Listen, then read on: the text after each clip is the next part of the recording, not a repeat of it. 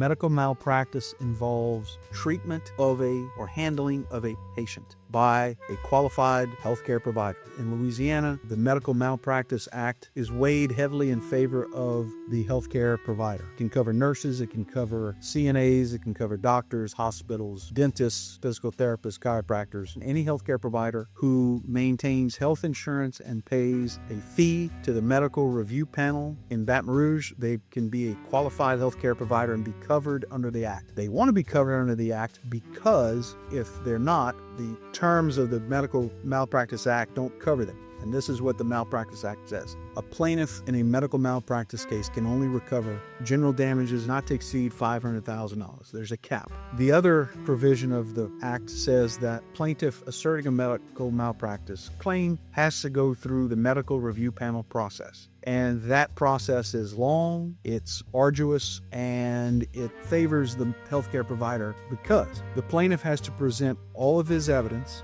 whatever that evidence is, to a group of 3 physicians. Those physicians are the medical review panel. Doctors who are the same specialty as the doctor that is the defendant, if it's a doctor defendant, or doctors licensed in Louisiana if it's not a particular physician, not a particular specialist, that is the defendant. So if it's a hospital, it can be any doctor licensed in Louisiana. Those comprise the medical review panel. They analyze the evidence, which is typically the medical record, and they are there to determine if the doctor or the healthcare provider violated the standard of care and whether that violation of the standard of care caused an injury to the plaintiff. So the standard of care differs depending on which doctor you talk to. Now, certainly there are some rules that can't be broken or shouldn't be broken. And there are cases that are obvious medical negligence. Nurses that don't follow the doctor's orders. The doctor might write an order that says patient's blood pressure reaches a certain point, call me. Or if the patient's heart rate reaches a certain point, administer this medication. The nurse